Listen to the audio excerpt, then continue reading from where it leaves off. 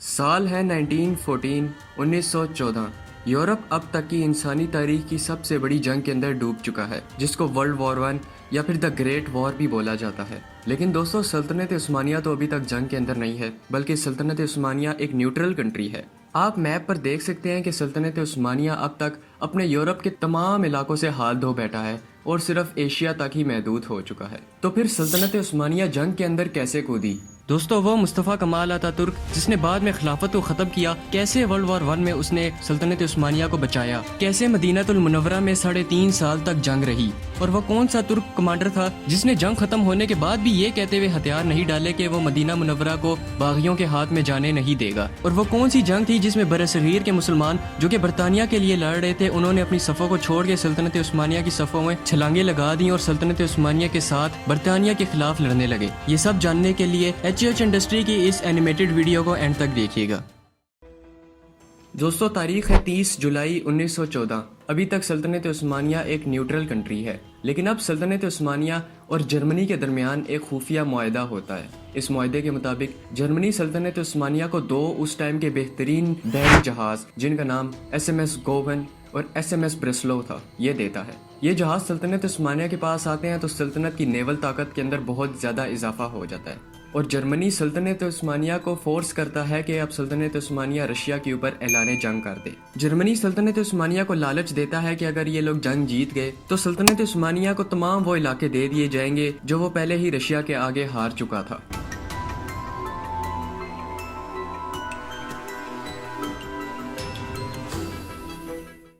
The black C red, October 29, 1914।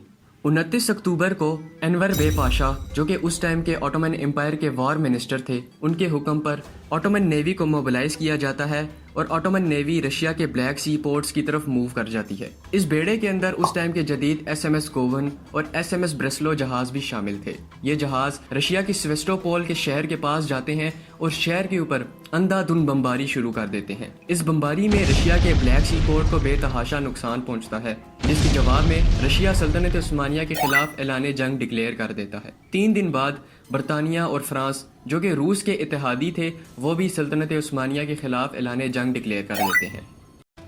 The कॉकेसिस campaign, कोहे काफ का मार्का।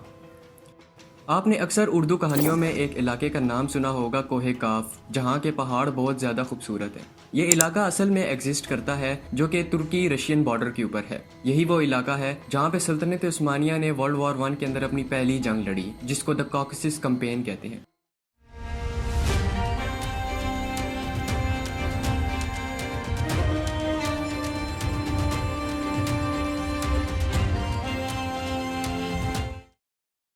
ये जंग 4 साल तक जारी रही। इस जंग के अंदर ऑटोमन 3rd आर्मी शामिल थी। दोस्तों, उस्मानी फौजियों को लगता था कि वो सारे कफकास के इलाके पर कब्जा कर लेंगे, लेकिन यहाँ पे उलट ही होता है। रशिया की फौज, जो कि उस टाइम तादाद में भी थोड़ी थी, वो सल्तनत उस्मानिया की 3rd आर्मी को पुश बैक करके न सिर्फ सल्तनत उस्मानिया को वापस तुर्की के अंदर धकेल देती है, बल्कि उस टाइम के तुर्की के कुछ सूबों पर भी कब्जा कर लेती है। कॉकेसिस कैंपेन सल्तनत उस्मानिया के लिए भयानक साबित होती है, जिसमें तकरीबन 3 लाख सल्तनत उस्मानिया के फौजी शहीद होते हैं और तकरीबन 1,40,000 रूसी फौजी मारे जाते हैं। दी गैलिपली कैंपेन, गैलिपली का मार्का। दोस्तों, अगले साल 17 फरवरी 1915 को इत्तेहादी फौज बरतानिया की कमान के अंदर गैलिपली के ऊपर हमला कर देती है।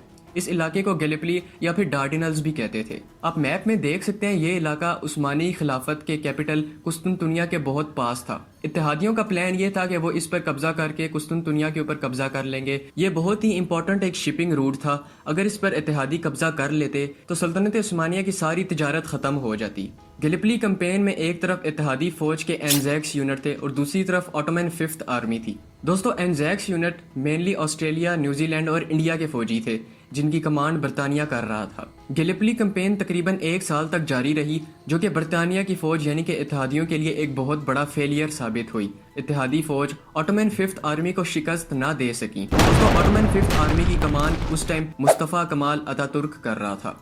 आज भी गैलिपली के मार्के को इत्तेहादी फौज का एक बहुत बड़ा लॉस समझा जाता है और सल्तनत उस्मानिया की बहुत बड़ी जीत समझा जाता है।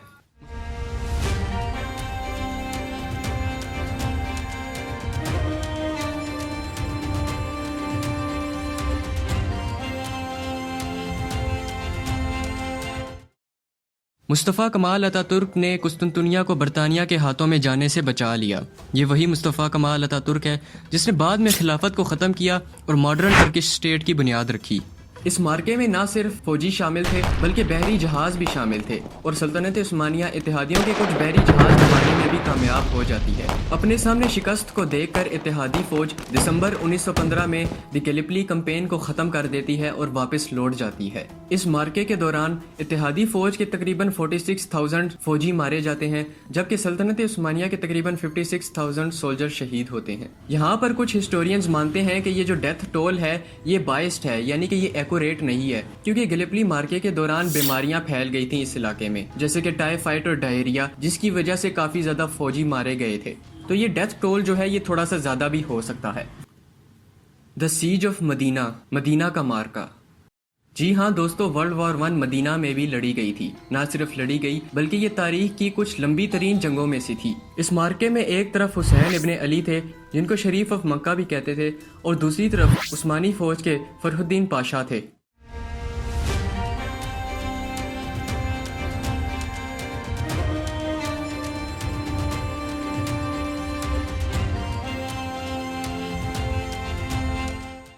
حسین ابن علی نے عثمانیوں کے خلاف بغاوت اس لیے کی تھی کیونکہ ان کو لگتا تھا کہ سلطنت عثمانیہ اب ایک سیکولر ملک بن چکا ہے جس کی بنیاد نیشنلزم یعنی کہ قوم پرستی ہے، اور یہ صرف ترک لوگوں کو ہی فوقیت دیتی ہے۔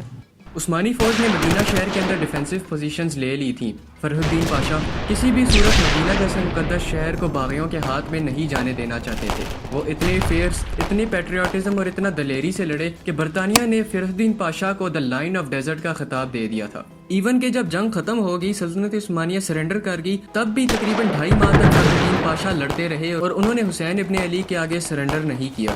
اس کے بعد حسین ابن علی کی فوج نے جو حجاز ریلوے تھی اس کو ٹارگٹ کرنا شروع کر دیا۔ یہاں پہ جو عثمانی ٹرینیں آتی ان کو جلا دیا جاتا تاکہ کوئی بھی سپلائی مدینہ تک نہ پہنچ سکے۔ مسلسل 3 سے 4 سال مدینہ کے اندر تک محدود رہنے کی وجہ سے فرح الدین پاشا کے فوجی بھوک سے مرنے لگے، لاجسٹک سپلائی ختم ہو گئی، ان کی گولیاں بھی ختم ہونے لگی، جس کے بعد 10 جنوری 1919 کو فرح الدین پاشا نے حسین ابن علی کے آگے سرنڈر کر دیا۔ دی سائنائی کیمپین، صحرائے سینا کا مارکا۔ دوستو، صحرائے سینا وہ جگہ ہے جہاں پہ حضرت موسیٰ علیہ السلام نے کوہ طور کے اوپر اللہ تعالیٰ سے کلام کیا تھا۔ یہ علاقہ بہت ہی اہمیت کا حامل تھا کیونکہ یہاں سے سوئس کینال گزرتی تھی۔ عثمانی سلطنت کا خیال تھا کہ اگر وہ سوئس کینال کے اوپر قبضہ کر لیتے ہیں تو برطانیہ اور انڈیا کے درمیان سپلائی چین کو توڑ دیا جائے گا، کیونکہ برطانیہ کی بہت بڑی سپلائی انڈیا سے آتی تھی، جس کی وجہ سے برطانیہ جنگ کو کنٹینیو رکھ پا رہا تھا۔ اس سپلائی میں نہ صرف ہندوستانی فوجی تھے بلکہ کھانے پینے کا راشن بھی ہوتا تھا۔ عثمانی سلطنت کی آرمی نے صحرائے سینا کو کراس کرتے ہوئے سوئس کینال کے اوپر حملہ کر دیا۔ اس آرمی کی کمان ایک جرمن جنرل کر رہے تھے۔ یہ مارکا تقریباً 1 مہینے تک جاری رہا، جس میں سلطنت عثمانیہ کو ناکامی ہو گئی۔ برطانیہ نے سوئس کینال کے اوپر اپنا کنٹرول مینٹین رکھا، جس کے بعد سلطنت عثمانیہ نے اس مارکے کو ختم کر دیا۔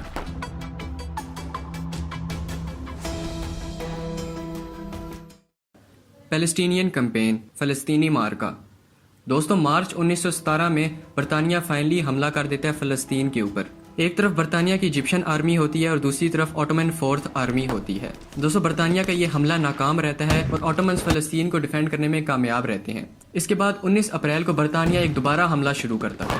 اس حملے میں برطانیہ کے پاس گیس ویپنز اور ٹینک بھی ہوتے ہیں۔ دوستو، یہ سیکنڈ حملہ بھی ناکام رہتا ہے اور آٹومنز فلسطین کو بہترین طریقے سے ڈیفینڈ کر لیتے ہیں۔ اس کے بعد ہوتا یہ ہے کہ جرمنی سے فیلڈ مارشل ایرک وان فالکنہین یہاں پر آتے ہیں اور وہ آٹومن 4th آرمی کی کمان کو سنبھال لیتے ہیں، جس سے آٹومن آرمی کے فوجی اپسیٹ ہو جاتے ہیں اور آٹومن آرمی کے درمیان ایک کرائسس پیدا ہو جاتا ہے۔ یہ کہتے ہیں کہ ہم جرمن کمانڈر کے انڈر نہیں لڑیں گے۔ اس چیز کا فائدہ اٹھاتے ہوئے 31 اکتوبر کو برطانیہ ایک اور آفینسو لانچ کرتا ہے، جس کو دا 3rd بیٹل آف غزہ بھی کہتے ہیں۔ برطانیہ اس حملے میں کامیاب ہو جاتا ہے۔ 8 دسمبر کو برطانیہ کی فوج بیت المقدس یعنی کہ یروشلم کے اندر داخل ہو جاتی ہے۔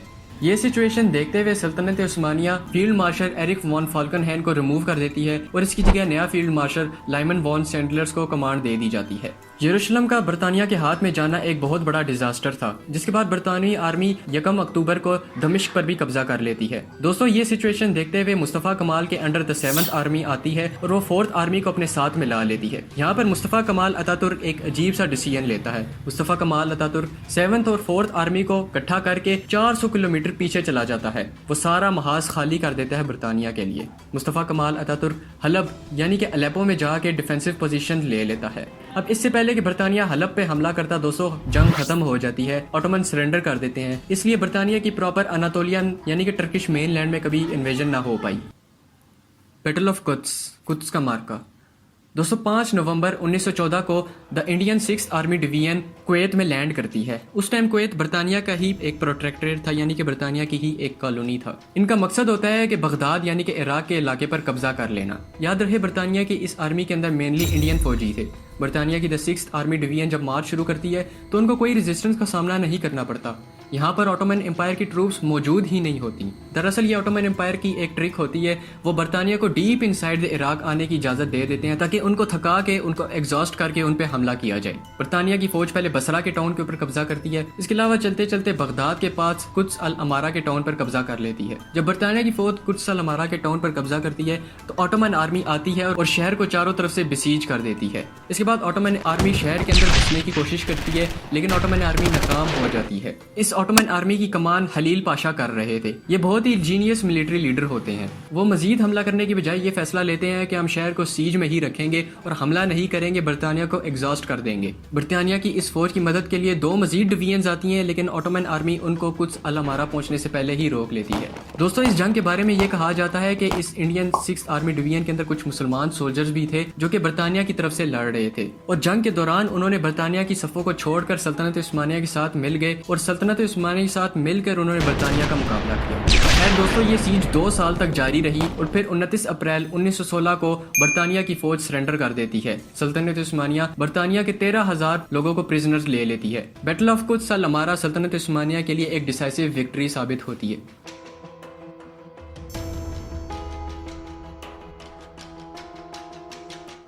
پوری ورلڈ وار 1 کے دوران آٹومن امپائر ٹوٹل 6 بڑی جنگیں لڑتی ہے، جس میں سے 2 جنگیں آٹومن امپائر جیت جاتی ہے۔ یہ جنگیں دی گیلیپلی کمپین اور بیٹل آف قدس الامارہ تھی، جبکہ باقی کی 4 کمپینز دی کاکسس کمپین، دی سائنائی کمپین، دی پیلسٹینین کمپین اور دا سیج آف مدینہ سلطنت عثمانیہ ہار جاتی ہے۔ دوستو دوسری طرف یورپ میں جرمنی اور آسٹرو ہنگیرین امپائر پہلے ہی سرنڈر کر چکے تھے، اور آٹومن امپائر کو ریئلائز ہو جاتا ہے کہ وہ اب اکیلے لڑ رہے ہیں اور ان کو اپنا فیٹ معلوم ہو جاتا ہے۔ ان کو پتا ہوتا ہے کہ آگے اب ان کے لیے کچھ بھی نہیں ہے۔ دوستو 30 اکتوبر 1918 میں آرمسٹس آف مونٹروز سائن ہوتا ہے، جو اتحادی طاقتیں اور سلطنت عثمانیہ کے درمیان ہوتا ہے۔ اس میں سلطنت عثمانیہ آفیشلی طور پر سرنڈر کر دیتی ہے، ہتھیار ڈال دیتی ہے۔ دوستو جو آٹومن امپائر کے آگے ٹرمز رکھی گئی تھی، the treaty of Lausanne, the treaty of Sevres, وہ ایک الگ ٹاپک ہے اور بہت لمبا ٹاپک ہے، اس کو اس ویڈیو میں کور کرنا مشکل ہے، اس لیے میں الگ سے ویڈیو بناؤں گا جس میں یہ بتاؤں گا کہ ورلڈ وار 1 ہارنے کے بعد ترکی میں کیا ہوا، کس طرح موجودہ ماڈرن ٹرکش اسٹیٹ کی بنیاد رکھی گئی اور ٹرکش وار آف انڈیپینڈنس کیا تھی۔ میں ایک اور ویڈیو پر کام کر رہا ہوں جو کہ U S invasion of Afghanistan ہے، 2001 سے لے کے 2021 تک افغانستان میں کون کون سی بڑی جنگیں ہوئی، افغانستان میں کیا کیا ہوا، یہ میں آپ کو نیکسٹ آنے والی ویڈیو کے اندر بتاؤں گا۔ آئی ریئلی ہوپ آپ نے ویڈیو کو انجوائے کیا ہوگا۔ اگر آپ مزید ایسی ویڈیوز کو دیکھنا چاہتے ہیں تو آپ میرے چینل کو سبسکرائب کر سکتے ہیں۔ اس کے علاوہ میں ڈیلی شارٹس اپلوڈ کرتا ہوں، اس لیے آپ میری شارٹس کو بھی دیکھ سکتے ہیں۔ آپ لوگ مجھے انسٹاگرام، ٹک ٹاک اور فیس بک پر بھی فالو کر سکتے ہیں۔ So that's it for now and جزاک اللہ فار واچنگ۔